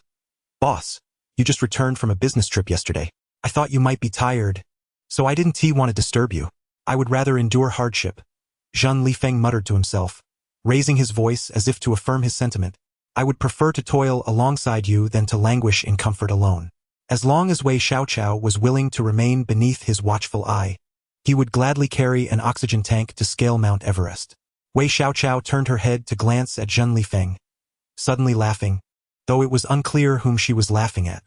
The atmosphere in the car fell into silence until Wei Xiaoqiao paused before continuing. "Xiao Ji just found out she is pregnant, so I came to check on her." She offered no explanation as to why she felt close to Lu Ji, nor how she managed to locate someone she had only met once during a wedding. Her words were riddled with gaps, yet Zheng Lifeng harbored no doubts, treating Wei Xiaoqiao as if she were still a newcomer in the city. Zheng Lifeng responded with genuine delight. "So soon? Is her health all right? What did the doctor say?" "Everything's fine," Wei Xiaoqiao replied effortlessly, recounting some casual chatter about Lu Ji. "Her partner is taking good care of her, shopping and cooking for her. She is being pampered quite a bit." Zheng Lifeng, caught up in the moment, revealed a hint of his former streetwise demeanor. Wei Xiaoqiao turned to him, speaking softly. "Actually, you could do the same, boss." She lowered her gaze, gently caressing her own fingers, which stubbornly refused to grow delicate. "Since you're divorced, you could easily find a new life." Zheng Lifeng abruptly pulled the car over to a temporary parking spot, his body trembling, his breath growing heavy. Yet Wei Xiaoqiao continued her monologue. "You don't need to worry about me. I can support myself. It's fine if you let me go. By the way, your aunt came by last time, saying she wanted to introduce someone to you. Would you like to meet them?" "How can you?" Zheng Lifeng's voice broke, silencing Wei Xiaoqiao. He felt utterly aggrieved, stopping the car to unbuckle his seatbelt and enveloping Wei Xiaoqiao in his arms. She leaned away awkwardly, clearly uncomfortable. "How can you say such things to me?" This alpha was crying again, and it struck her as rather unbecoming. Wei Xiaoqiao thought as she gently stroked the back of Zheng Lifeng's head. "After all these years, you still only know how to cry." It was a softening that came over her when she cared for him. "You poor thing." Zheng Lifeng, this alpha, presented a facade of a formidable man to the outside world, having ventured out to earn a living at a young age, accumulating funds for business from nothing, battling through the hardships of street vending to food stalls, competing for park benches with homeless individuals, and outsmarting unscrupulous landlords. He had witnessed a plethora of experiences in life. Yet, this towering alpha melted into a puddle of tears in Wei Xiaoqiao's presence. In the early days of their relationship, Wei Xiaoqiao worried that being a beta might render him too delicate to endure the hardships of life, that he would find her tiresome. To her surprise, it was not she who struggled with the weight of their circumstances, but the seemingly unyielding Zheng Lifeng. He had an undeniable penchant for being needy. Though he could withstand laborious hours in a smoke-filled kitchen, upon returning to their unheated rental, he would curl up beneath their warm comforter, clinging to Wei Xiaoqiao, his eyes glistening as he sought comfort for the burn from hot oil splatters. It almost blistered. It hurt so much. His pitiful demeanor would astound others. Yet Wei Xiaoqiao could not help but feel compassion for him. Zheng Lifeng, with his unique charm, would always be coaxed into affection by her. When Wei Xiaoqiao felt for him, she imagined him as a helpless, fuzzy puppy, wishing to cradle him tenderly in her hands. Zheng Lifeng tightened his embrace, his pretense of indifference cracking under a sudden wave of anxiety. However, when Wei Xiaocao's sympathy waned, even if he were to faint from sorrow and end up in the hospital, she would stubbornly pursue the divorce, refusing even to glance in his direction. The person in his arms was both solid and soft, radiating warmth against his chest. Zhang Lifeng's tears fell onto Xiao Cao's shirt, transforming into shooting stars, carrying away his silent wishes. The reasons for his return, no matter how absurd, mattered not. Whether to deceive him or to seek revenge, he only wished that she would not leave him again. Please, I beg you. Today, a surprise visitor arrived at Wei Xiaocao's food stall. Boss, why aren't you doing business with me? The voice was sweet and lingering, reminiscent of the candy he had enjoyed as a child. Wei Xiaocao glanced up at him before earnestly preparing food for the students just out of school. The newcomer, undeterred by the cold reception, persisted in making his presence felt. He was strikingly handsome. Even his brazen demeanor appeared charming. With such a living advertisement, Wei Xiaocao's business thrived today. However, she continued to treat him as if he were invisible, not acknowledging him even as her stock dwindled. As she began to pack up her stall for the day, the persistent figure pouted, stepping forward to tug at her clothing, insisting on her attention. Xiao Gu, I finally found you. Why are you ignoring me? The tone was overly sweet, causing Wei Xiaocao to furrow his brow in annoyance. Yet the other would not relent. Don't think you can use amnesia as an excuse to deceive me. I'm not as easily fooled as that dullard Xin Lifeng. I know you haven't forgotten. Xiao Gu, you've divorced Xin Lifeng. Why are you still going back to him? Look at me. I'm an Omega, and I don't mind that you're just a beta who has been with an alpha. I would willingly be with you, a twice-married man. So why won't you even acknowledge me? Wei Xiaocao nearly laughed aloud. He brushed off the other's persistent hand and finally spoke. Young Master Feng, if my memory serves me right, he squinted, you were previously intent on being with someone surnamed Jin. How did you end up entangled with me? He had not forgotten how this person had stoked the flames during the unraveling of his relationship with Xin Lifeng. What game was he playing now? Today, Xin Lifeng had made a special effort to leave work early to shower his beloved Xiaocao with affection. He harbored an optimistic outlook. Yesterday, after shedding tears, Wei Xiaocao not only did not dismiss him, but even reluctantly patted his head, a testament to the thawing of their relationship. He resolved to seize this favorable moment, to ascend the heights with the wind at his back, striving to win back his beloved son. In his mind, he envisioned a splendid outcome. Yet upon arriving at Wei Xiaocao's usual vending spot, he encountered a familiar license plate parked at the intersection, and inside the vehicle sat that insufferable figure. His heart sank with urgency, hastily parking and searching for his Xiaocao. As fate would have it, he spotted the madcap young master right beside her. What are you doing here? This brat had caused him no end of misery. Zhang Lifeng's eyes turned a shade of green with anger. He had no connection to this person. I'm not here for you, the little Omega retorted, rolling his bright eyes dramatically, then clinging to Wei Xiaocao. I'm here for Brother Xiao. Zhang Lifeng's temples throbbed with frustration, wishing he could silence this incessant chatterbox. This is my partner. You should leave. That's all in the past now. Young Master Feng made a face, adding, besides, there's no wall that can't be pried open. I'm sorry. I didn't mean to laugh, Wei Xiaocao said, patting his face apologetically. You both carry on. Indeed, the tides of fortune had turned, and today, it was Zhang Lifeng's turn to face adversity. Young Master Feng, true to his name, was surnamed Feng and called Z. Anyone with long ears knew he was not to be trifled with, especially given his noble lineage as the youngest son of the culinary magnate Feng Go. With 3 older alpha brothers, he was showered with affection, wielding a carefree and capricious power. His whims were insatiable. From a young age, he had pursued every desire with relentless determination, only to grow bored and abandon his acquisitions without a second thought. He often indulged in extravagant purchases, like a globally limited edition sports car, only to smash it without ever taking it for a drive. Upon reaching adulthood, Feng Zi discovered that living beings were far more captivating than inanimate possessions, leading him to adopt a new approach. Ordinary romances could not satisfy his curious heart. The haughty young Master Feng did not believe in steadfast love. Instead, he sought to prove that genuine feelings were but a myth, frequently enticing alphas already in relationships. Wealthy and handsome, he would play the part of the vulnerable one, ensnaring those alphas into forsaking their families for him, only to discard them in turn. What fault did he have? His love was merely fleeting, arriving swiftly and departing just as fast. He fancied himself a judge of love, initially selecting his targets at random, only to gradually turn them into loving couples. The more affectionate the separated partners had been, the greater the sense of accomplishment Feng Zi derived, reinforcing his belief in his own righteousness. He merely believed he was helping them realize the worthlessness of their so-called love, rescuing them from unhealthy relationships, tirelessly laboring without seeking credit. Yet, as the saying goes, those who walk near the riverbank are bound to get their shoes wet. Feng Zi encountered an unyielding obstacle in Zhen Lifeng. He had come to know Zhen Lifeng through his father's business dealings. Nothing noteworthy. Having encountered various handsome individuals, Zhen Lifeng, despite his decent looks, exuded an aura of a suddenly wealthy man from humble beginnings, falling short of the refined gentleman he had previously associated with.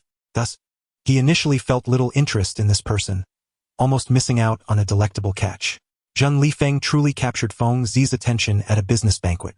Though they operated in different cities, their businesses had some interactions, especially as Zhen Lifeng emerged as a new force in the culinary world, needing to pay respects to the seasoned veterans.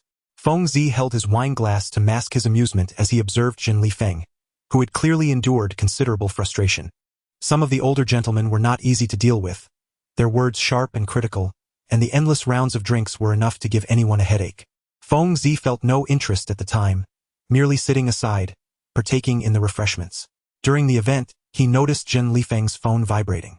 Even his phone was an outdated model from the previous year, prompting Feng Zi to raise an eyebrow in boredom as he watched Zhen Lifeng's expression soften momentarily. Almost done.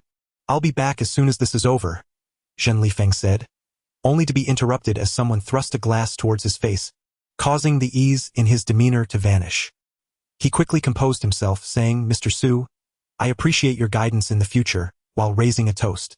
Oh, you shouldn't toast to Mr. Zhen. Feng Zi watched as the older gentleman began his sarcastic jibes, observing Zhen Lifeng nervously covering the receiver and discreetly instructing someone behind him. Little one, take care of yourself at home. I have something to attend to. I'll hang up now. After Zhen Lifeng ended the call, a fleeting glimmer crossed his eyes, causing Feng Zi to blink in surprise. He signaled to those around him and shifted to sit at Zhen Lifeng's left side.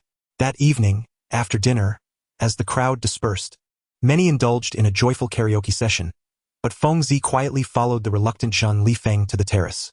He watched the tall alpha lean against the railing, shoulders slumped in a sigh.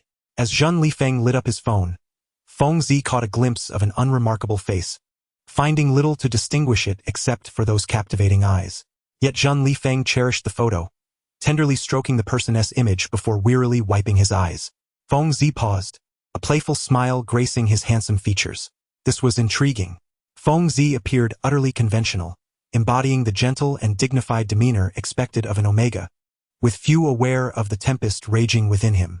Thus, he swiftly crafted an image of intellect and warmth before Zhen Lifeng, assuming responsibility for their collaborative project. Each time Zhen Lifeng traveled for business discussions, Feng Zi personally liaised with him. Within young Master Feng's game, he never confessed his feelings. He merely needed to emit signals, effortlessly captivating those alphas. However, Zhen Lifeng was truly an anomaly, never allowing any opportunity for solitude with an Omega. Every meeting was accompanied by either a secretary or an assistant. The venues were either corporate offices or conference rooms, leaving no room for romantic tension. Yet, Feng Zi was undeterred. On the contrary, the greater the challenge, the more determined he became. What good was pretense? Alphas were all the same. Feng Zi never believed in their professed profundity. Armed with wealth and cunning, he easily uncovered Zhen Lifeng's past. A beta. Feng Zi tossed the file into the shredder, watching as the photo of the beta was obliterated, finding the situation increasingly amusing. Just a beta, plain in appearance, of humble origins, lacking even the pheromones to bind an alpha. This beta, despite their humble beginnings, had experienced a relationship that, ravaged by time and ambition, could hardly withstand the test of resilience. Indeed, they have yet to welcome a child into their lives. Feng Zi wore a cunning smile, knowing it was but a feeble blow. Since he discerned that Zhen Lifeng maintained his distance from Omegas, Feng Zi promptly altered his approach. He began to seek Zhen's counsel. Mr. Zhen, might I inquire how one could pursue an alpha? In a bid to assuage Zhen Lifeng's wariness, he concocted a tale.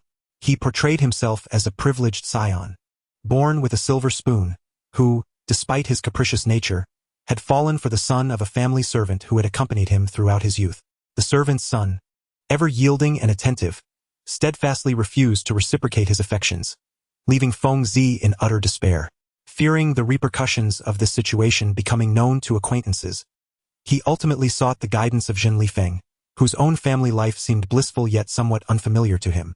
To convince Zhen of the veracity of his plight, he tirelessly sought opportunities to demonstrate his deep-seated emotions before him. Feng Zi harbored an astonishing fervor for the manipulation of feelings. Were he to channel even a fraction of this passion into his professional endeavors, he might well ascend to the ranks of a renowned young entrepreneur. Time and again, this audacious suitor finally caught Zhen Lifeng's attention. Seizing the opportunity to feign despair, he staged a scene of abandonment, leaving Zhen Lifeng awkwardly seated at the table.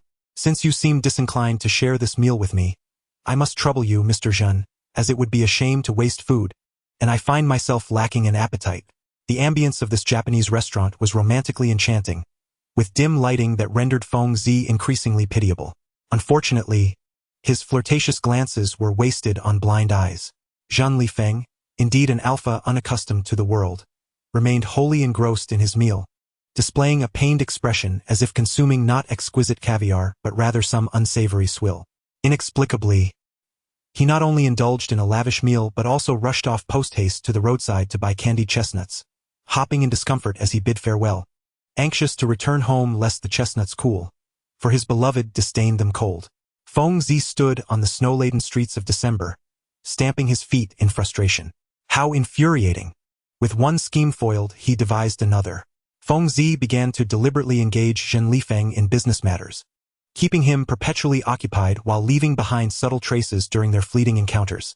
A handkerchief, a pocket watch, and even a bottle of Omega pheromone suppressants he had carelessly left in Zhen Lifeng's car.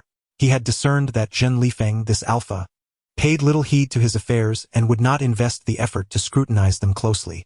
However, his mindset had shifted from believing all alphas to be heartless to a stubborn conviction that Zhen Lifeng's relationship was destined to crumble. It seemed that only upon their emotional dissolution would he find satisfaction, a true reflection of his name. As expected, Zhen Lifeng's insensitivity was rare. His partner, Wei Xiao, proved to be far more astute. The couple dressed in nondescript, mass-market attire, and Wei Xiao even unceremoniously ordered a cup of lemon black tea in a CAF. Yet, he seemed utterly unconcerned with his lack of refinement, calmly sipping from the ludicrously pedestrian beverage. When Wei Xiao's gaze fell upon Feng Zi, he felt a flicker of unease. Nevertheless, he promptly suppressed this anomaly and resumed his fabrications, spinning a tale of fictitious romance, brazenly professing his profound love for Zhen Lifeng, and lamenting how Zhen's feelings for him were fraught with unspoken complexities. It was as if they shared the most pure and sincere bond on earth, with Wei Xiao cast as the nefarious interloper. He spoke with such fervor that he almost convinced himself of this grand love. At the height of his melodrama, tears even welled up in his eyes, while Wei Xiao remained remarkably composed, responding to Feng Zi's extravagant adoration with an appropriately bemused smile. Feng Zi longed to awaken him to the truth. His husband was far from the paragon he portrayed. Confounded by the irritating nature of both individuals, he could not restrain his curiosity. After all you've heard, do you have nothing to say? You admire his elegance and poise, don't you, Wei Xiao? Of course, Mr.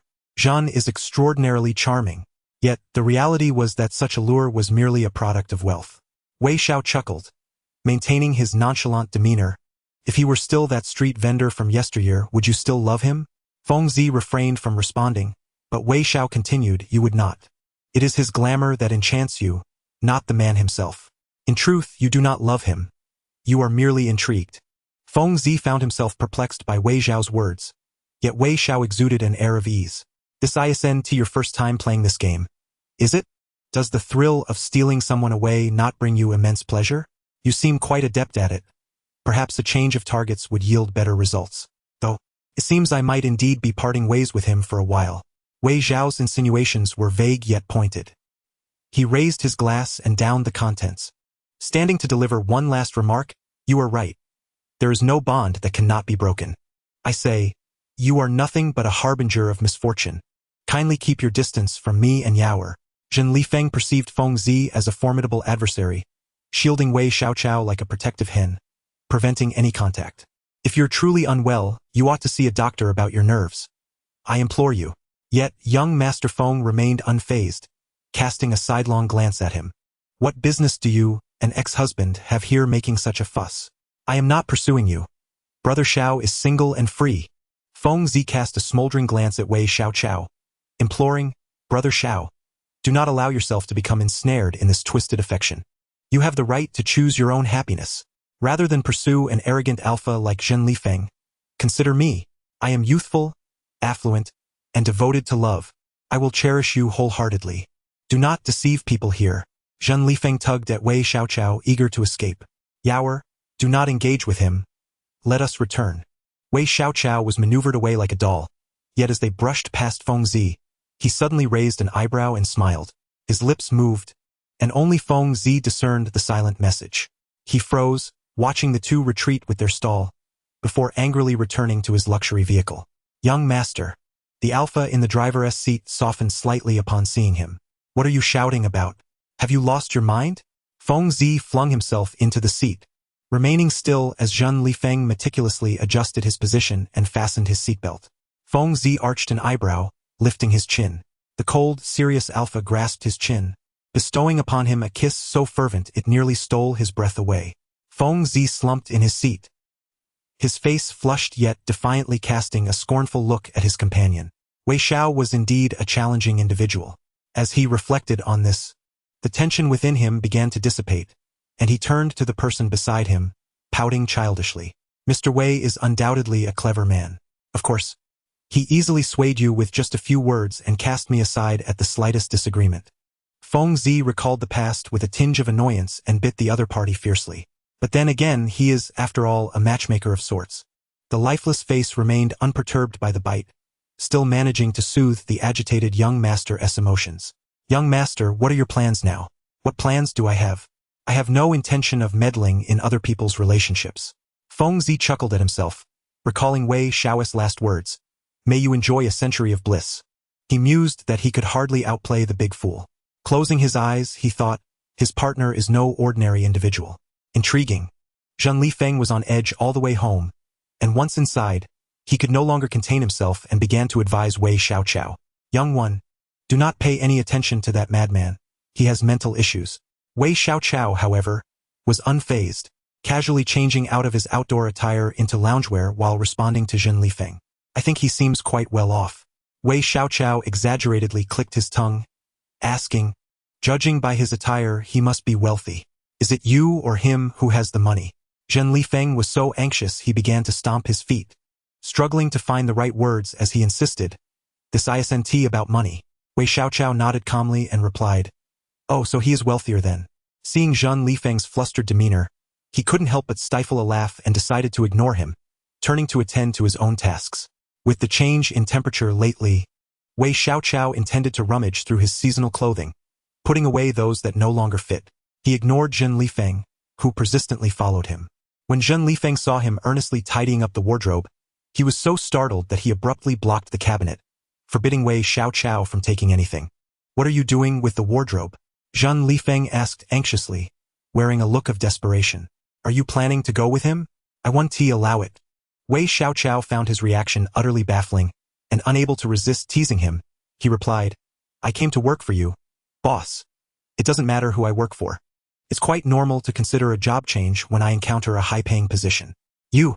Zhen Lifeng's eyes turned red again, as he pointed an accusatory finger at Wei Xiaoqiao, looking as pitiful as a jilted spouse. Wei Xiao, you have no heart. After saying that, he disregarded Wei Xiaocao's words and abruptly pulled him into an embrace. Caught off guard by such a sudden move, Wei Xiaoqiao felt himself teetering back, but fortunately, the bed was behind him, and Zhen Lifeng held him tightly around the waist with one arm while shielding his head with the other, ensuring he was unhurt. Merely startled. Zhen Lifeng, you have... Zhen Lifeng didn't give him a chance to speak, bursting into tears again. I won't permit you to leave. I don't care. Now that you're back, you can't leave. Unable to escape, Wei Xiaoqiao found himself acting as a makeshift handkerchief, wiping the tears from Zhen Lifeng's face. He sighed helplessly, furrowing his brows. I can't understand what you're saying. You can keep pretending to have amnesia. It doesn't matter as long as you're by my side. You can play however you wish, but you must not leave, Zhen Lifeng insisted, rubbing his head against Wei Xiaocao's shoulder, looking utterly forlorn. Boss, this is rather misguided, Wei Xiaocao replied, ruffling Zhen Lifeng's hair, yet stubbornly added, I have neither signed a contract with you nor engaged in any improper relationship. We bear no obligations towards one another. Then let it be improper. The giant of a man suddenly turned serious and unexpectedly kissed Wei Xiaocao, catching him off guard. Damn it, Zhendasha, when was the last time we kissed?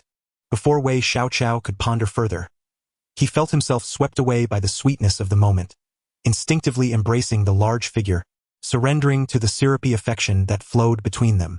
Since their divorce, it was the first time Zhen Lifeng felt this joyful, resembling the innocent young man he once was, grinning as he tucked Wei Xiaocao in, only to be playfully kicked away. With half his face presented to Wei Xiaocao, he said gently, Take it easy. I have a meeting tomorrow. Wei Xiaocao pinched his cheek, both amused and exasperated. You are such a nuisance. After this, although they did not explicitly address it, for this divorced couple, it was a rare moment of reconciliation. In addition to sharing meals and living quarters, Wei Xiaocao did not refuse any of Zhen Lifeng's advances. Yet, despite this newfound closeness, Zhen Lifeng remained restless. He could not articulate the source of his anxiety, yet he found himself unable to suppress it. Just the sight of Wei Xiaocao rummaging through the wardrobe sent him into a panic, prompting him to rush forward and ask anxiously, What are you sorting out? Thankfully, Wei Xiaocao was not planning to leave. I noticed that the property management is organizing a clothing donation event, so I thought I'd see if I have any old clothes to contribute. Zhen Lifeng relaxed upon hearing this and began to ingratiate himself. Let me help you. Wei Xiaocao considered this acceptable and nodded in agreement. Do as you wish. Both of them came from humble beginnings, and even after achieving success, they had never been extravagant. Their old clothes were well kept, and Wei Xiaocao went to the storage room to retrieve a box that had been tucked away. Seeing him reach for it, Zhen Lifeng immediately stepped in to assist. Let me handle it. Such laborious tasks should not fall upon you. Wei Xiaocao had grown immune to Zhen Lifeng's theatrical behaviors over these past days, and merely cast him a glance, allowing him to take charge. Unperturbed by Wei Xiaocao's gaze, Zhen Lifeng cheerfully carried the large box into the bedroom and set it down for Wei Xiaocao to inspect. Wei Xiaocao pulled out neatly folded clothes from inside, and Zhen Lifeng couldn't help but reminisce. These must be clothes from many years ago. He reached down to pull out a thick coat wrapped securely in a dust bag, eyes glimmering with nostalgia. Look at this one. It was the first high-end purchase we made together, ha ha ha. Wei Xiaocao paused, his eyes reflecting a hint of reminiscence. Indeed, this so-called high-end item was merely a faux fur coat, made of synthetic fibers, now appearing rather outdated and tacky. Yet, at the time, they had spent a whopping 500 yuan on it, which was a fortune for them, as they had to sell several skewers to earn it back. That was back when they operated their small stall. This coat looked splendid on the younger brother. I tell you, even those big department stores across the street sourced their goods from us. No one else could offer such prices.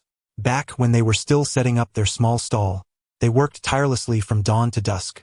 In their first year, they managed to save some money, yet both were too cautious to spend it, as they aimed to establish a proper storefront, which required a significant amount of capital, nearly exhausting their savings.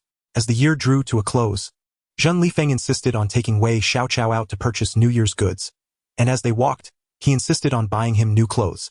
Their previous attire had been sourced from the night market, each outfit costing only 40 or 50 yuan. They had never set foot in a proper mall. Today, Zhen Lifeng intended to go to the mall, but Wei Xiaocao stopped him. You can't bargain at the mall. With that, he pulled him into the nearby underground wholesale market. Even here, prices were significantly higher than at the usual stalls, yet Zhen Lifeng was invigorated, believing that Wei Xiaocao would look splendid in whatever he chose, and he reached for his wallet. 1,200 is too expensive. Wei Xiaocao vehemently disagreed, promptly removing the garment he had tried on. Let us go, Zhang, he declared. Just listen to the words spoken here. The fabric, feel its texture. It's indistinguishable from animal fur. The price of 1,200 is merely the cost price. We are conducting honest business here, yet the wholesale market's proprietors exaggerate to the heavens, almost claiming there's no ground beneath our feet. As Zhang Lifeng reached for his wallet, Wei Xiaocao swiftly restrained him. Enough of this chatter. We genuinely wish to purchase. 400 is our final offer. Take it or leave it.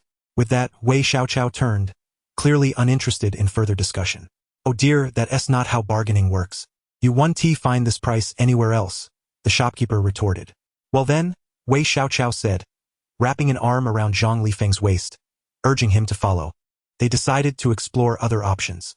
Zhang Lifeng, acting as the shopkeeper's advocate, continued to persuade Wei Xiaoqiao. Honestly, 1,200 is reasonable. It's not like we lack the funds. With a little effort, we could earn it back. You haven't bought new clothes in ages. It's the new year, one purchase, one hurt. He rambled on, ultimately lamenting you'd look so good in it. Wei Xiaoqiao regarded him, noting the carefree manner in which Zhang Lifeng spoke while still adorned in a set of padded pajamas worth only 120. The deep blue fabric bore the stains of oil and smoke, impossible to clean. Wei Xiaoqiao poked at the frayed edges of his pajamas, unable to suppress a laugh.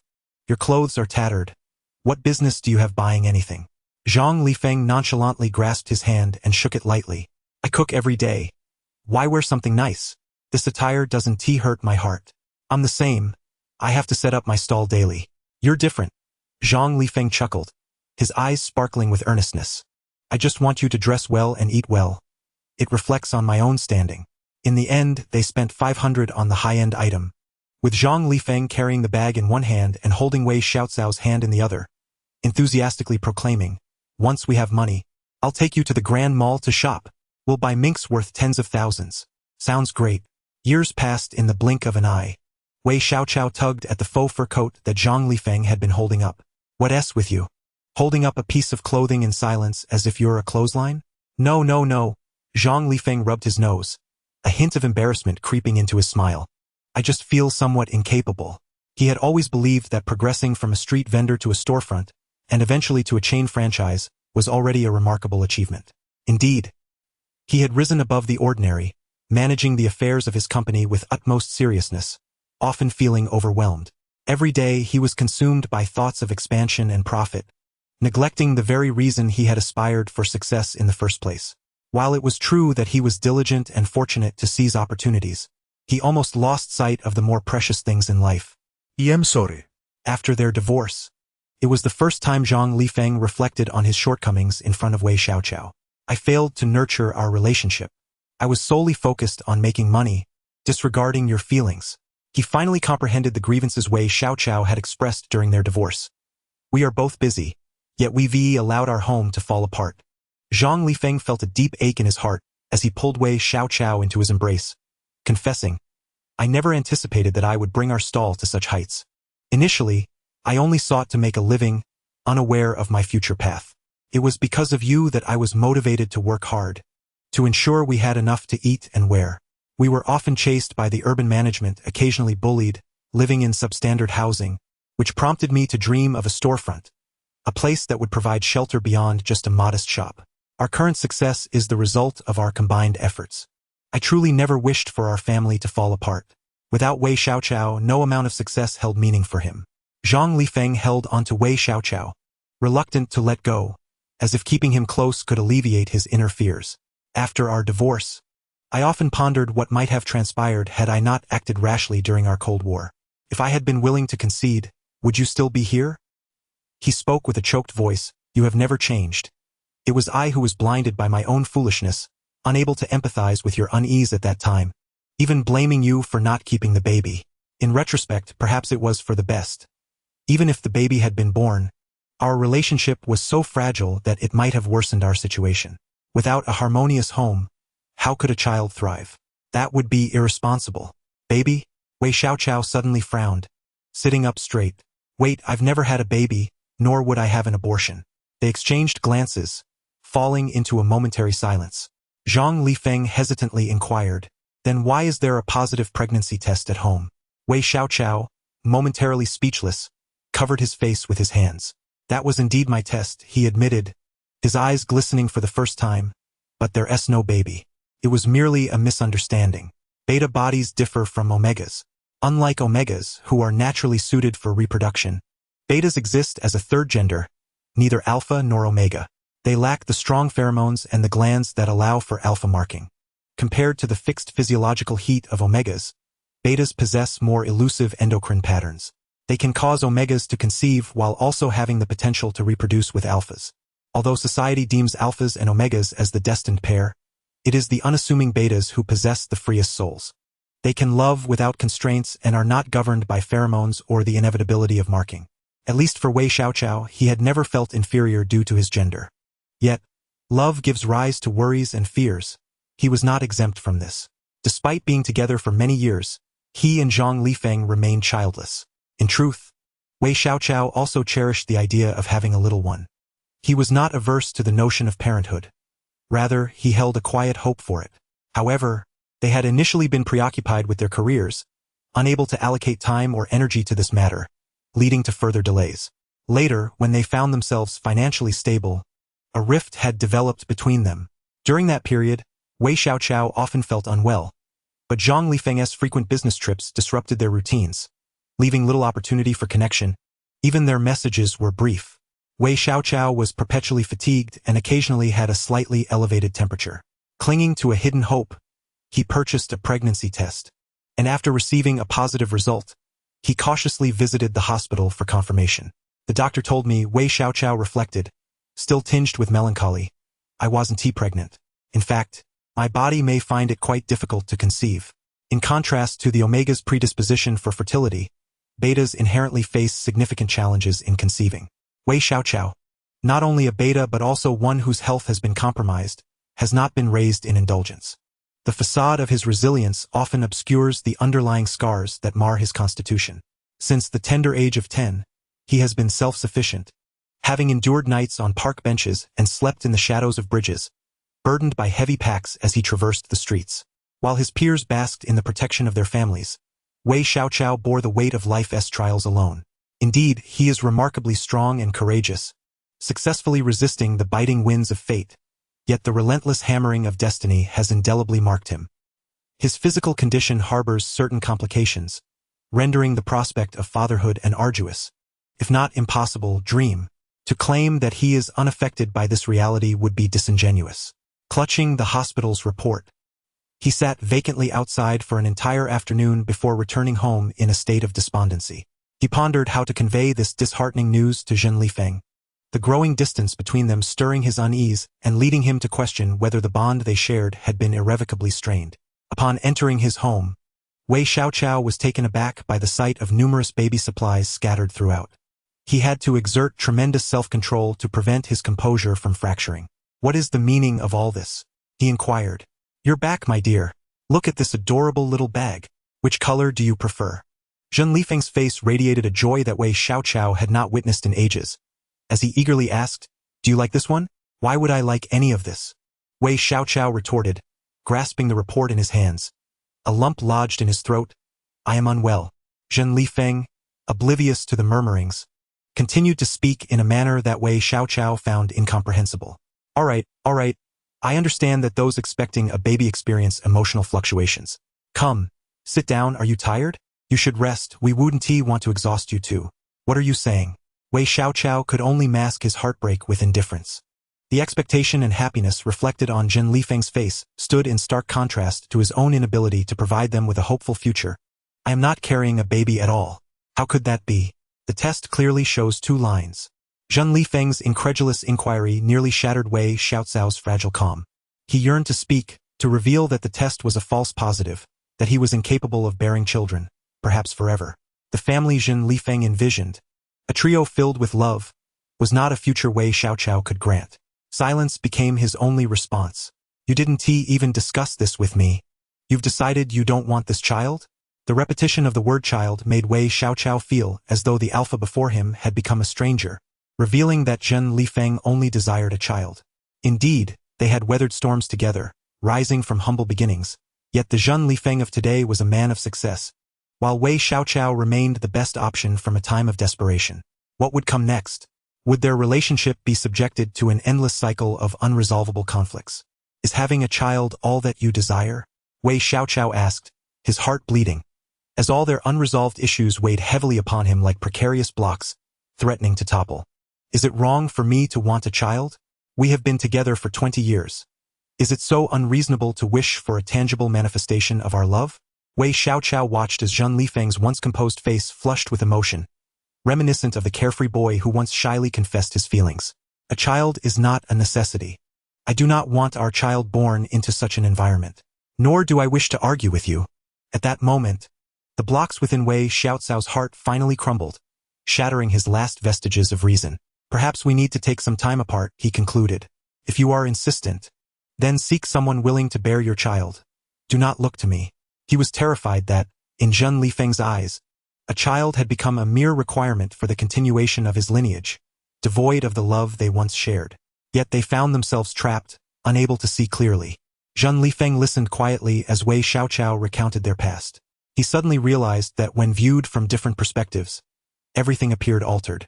Wei Xiaocao's apparent indifference might stem from insecurity, while his own excitement had transformed into a scythe, severing the last threads of Wei Xiaocao's composure. Zhen Lifeng couldn't help but express, "So this is why you are so resolute about wanting a divorce." He finally grasped the reasons behind Wei Xiaocao's unwavering stance, which ultimately stemmed from his own failures, his inability to offer a steady love and tenderness to the man he cherished. He heard Wei Xiaocao ask, "Are you angry?" "No." Zhen Lifeng replied, his expression unusually calm, devoid of the usual pleading demeanor. He solemnly took Wei Xiaocao's hand, tenderly kissing the back of it. "I must thank you, my dear. If it weren't for your decisiveness, if we hadn't ultimately divorced, if I hadn't truly lost you, I might never have genuinely reflected on our relationship." It was Wei Xiaocao's departure that allowed him to experience the visceral pain of separation, prompting a reevaluation of Wei Xiaocao's irreplaceable role in his life, and motivating him to muster the courage to reclaim what he had lost, even if it meant resorting to deception. "I was unaware of your health issues. I am sorry. This is my fault. As your partner, I indeed neglected you." Zhen Lifeng felt a pang of guilt for his past carelessness. Apologies lingered on the tip of his tongue, yet he struggled to articulate them. I am not." The eloquence he displayed in business negotiations failed him in this intimate moment. He could only hold Wei Xiaocao tightly, whispering repeatedly, "I do not know how to express this, but compared to a child, I value having you by my side far more. Truly, after we became affluent, I admit I became somewhat arrogant. Wealth can distort one's perspective. Yet, I never imagined we would part ways, nor did I foresee you would leave me." In Zhen Lifeng's mind, he had always believed that Wei Xiaocao would never abandon him. But he was mistaken. Wei Xiaocao departed without a backward glance, leaving him stranded and helpless. "After you left, I drifted through each day, consumed by thoughts of you and work. I could not find any news of you. Later, I learned from Lu Jie that you had been injured, and I rushed back home, only to be met with disappointment." The memory of his fruitless search for Wei Xiaocao weighed heavily upon Zhen Lifeng's heart, not out of self-pity, but out of concern for the hardships Wei Xiaocao faced alone. "I heard you suffered a head injury, and many memories escaped you. You needed to come to the city for work, and I had to pull strings to locate you at the job market." Zhen Lifeng felt his own ineptitude was laughable. "I feared you would forget me, yet I was equally terrified you would remember me. Thus, I concocted lies to lure you back, planning to explain myself later. I worried that if I revealed everything from the start, you would refuse to return home with me, so I spoke of supporting you instead." Wei Xiaocao listened quietly, allowing the bittersweet tang of nostalgia to permeate the room. Zhen Lifeng continued to make promises. "I will treat you well. Grant me another chance, my dear. Whenever you feel ready, if you wish to remarry, I will welcome that. The absence of a child is inconsequential. Having you is all that matters. Perhaps you cannot fully trust my words right now, but let us see what the future holds." Wei Xiaocao remained silent, yet a flicker of amusement ignited in his eyes. He reached out to touzle Zhi Lifeng's hair, quietly surrendering himself into the embrace of the other. Memories of their reunion flooded his mind. "Boss, are you planning to build a wall or install pipes?" Wei Xiaocao recalled asking, noting the look of grievance and tenderness in the sharply dressed Alpha's eyes. He pouted, exuding the same pitiable charm as he always did, murmuring, "I want you." The Alpha, having regained his freedom after a period of absence, did not appear triumphant. Instead, he bore a haggard countenance, with weary bloodshot eyes that seemed to gaze deeply into Wei Xiaocao, as if they were brimming with unshed tears. Wei Xiaocao inwardly chastised himself thrice for his lack of resolve before. In a fit of resignation, he nodded. "Very well, lead the way." He too was unable to let go of him. The end of the narrative. Thank you for listening. If you enjoyed it, please consider subscribing and liking to show your support. Until we meet again in the next story.